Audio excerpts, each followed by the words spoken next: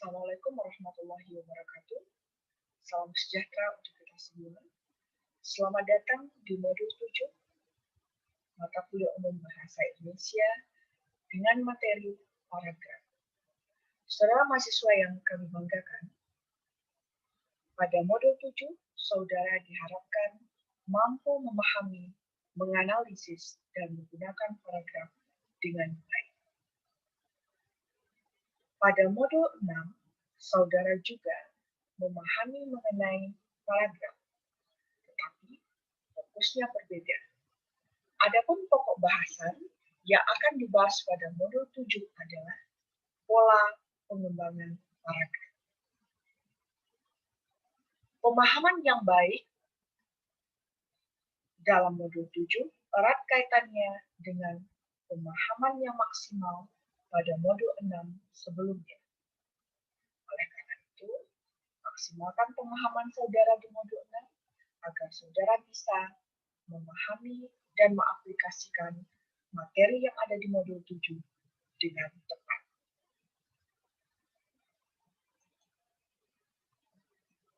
Saudara mahasiswa yang kami banggakan, pola pengembangan paragraf sebenarnya berkenaan dengan sejumlah teknik yang dapat dipilih oleh penulis sebelum menguraikan gagasan dalam bentuk paragraf. Artinya apa? Tentu saja, hal pertama yang perlu dilakukan penulis adalah penulis pasti memiliki gagasan, ide, atau topik yang akan dikembangkan di dalam paragraf. Setelah penulis memiliki gagasan, ide, atau topik yang akan dikembangkan dalam bentuk paragraf, maka penulis memiliki sejumlah teknik yang dapat dipilih oleh penulis untuk merealisasikan atau menguraikan gagasan tersebut dalam bentuk paragraf. Apa saja teknik yang dimaksud?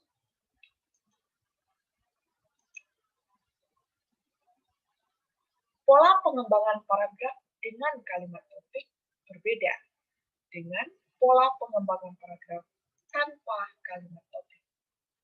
Saudara sudah memiliki pemahaman yang baik tentunya dalam membedakan jenis paragraf dengan kalimat topik dan paragraf tanpa kalimat topik. Ingat, setiap paragraf tetap memiliki topik.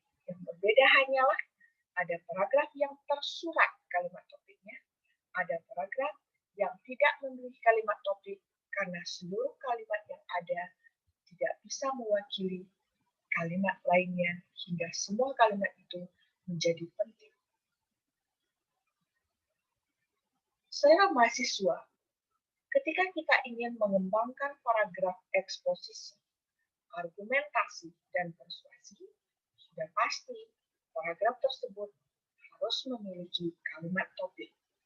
Gagasan, ide, atau topik yang sudah kita miliki sebelumnya tadi, kita kembangkan menjadi kalimat topik, barulah kita uraikan dalam bentuk yang lebih kompleks, yaitu paragraf.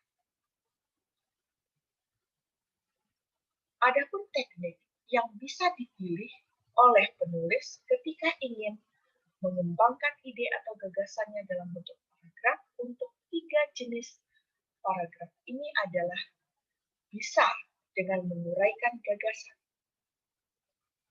bisa dengan memperbandingkan, bisa dengan perbandingan atau pertentangan pada 2 subjek, bisa juga dengan pemberian contoh, bisa juga dengan pemberian argumentasi, teknik perincian sebab, teknik perincian akibat, dan teknik pengklasifikasian. Paragraf tanpa kalimat topik, yaitu jenis deskripsi dan narasi, pola pengembangannya bisa dengan teknik urutan ruang, akan menghasilkan paragraf deskripsi, dan teknik urutan waktu yang akan menghasilkan paragraf narasi. Mari kita cermati satu di antara pola pengembangan paragraf yang dibukakan pada slide ini. Berikut ada contoh paragraf narasi dengan teknik urutan waktu. Pagi ini, Andi memulai aktivitas dengan berolahraga. Setelah menghabiskan waktu sekitar 30 menit di tempat gym, Andi memutuskan istirahat. 5 menit sudah berlalu sejak Andi menyelesaikan sesi latihan pagi ini. Dia pun memutuskan untuk membuat kudapan sehat, yaitu salad buah. Andi mulai memotong buah, menyiapkan alat dan bahan lainnya, hingga 10 menit kemudian salad ala Andi pun siap dihidangkan. Andi mulai menikmati salad buatannya dengan lahap, tapi Andi masih menyadari bahwa dia sedang diet. Nah, di paragraf ini ada ide atau gagasan topiknya mengenai aktivitas Andi di pagi hari, tetapi tidak ada kalimat utamanya karena seluruh kalimat yang ada itu turut membangun topik. Tidak bisa diwakili oleh satu kalimat. Tapi topiknya ada. Cara penulis mengembangkan ide atau gagasan topik tadi dengan membuat urutan waktu peristiwa-peristiwa yang dialami Andi pada waktu itu. Nah, ini yang dimaksud dengan teknik. Bagaimana cara kita mengembangkan kalimat utama tadi, topik tadi, hingga pada akhirnya dia menjadi paragraf dengan hadirnya kalimat-kalimat penjelas. Ada sejumlah teknik yang bisa kita pilih.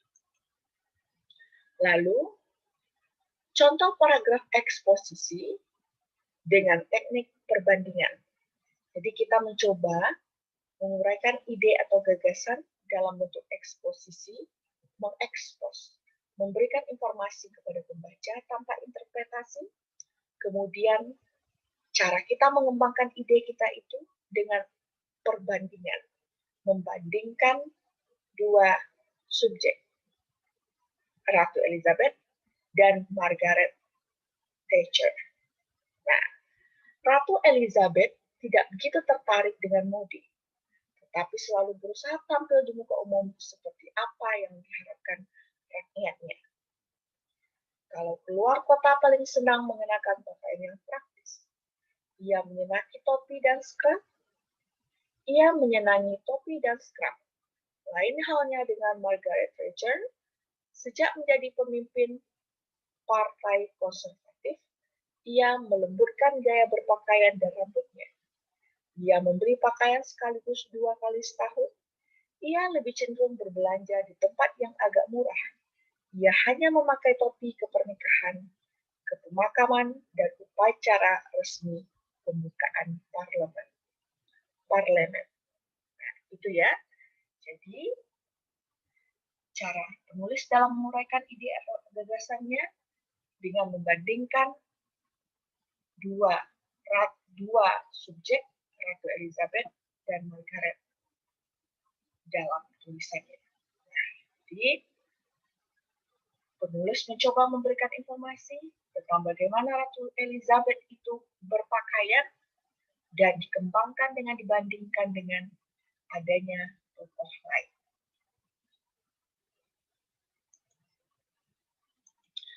Kemudian, ini ya, jadi demikian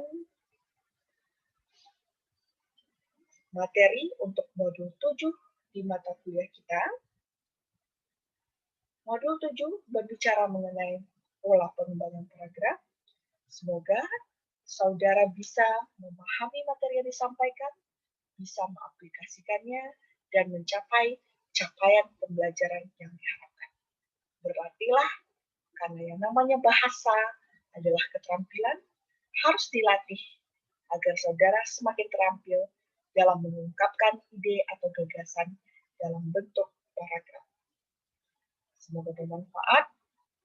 Silakan lanjutkan aktivitas perkuliahan lainnya dengan mengisi daftar hadir, menyelesaikan tugas yang diberikan, dan memberikan komentar di laman diskusi jika ada yang ingin saudara tanyakan atau yang ingin saudara kuatkan.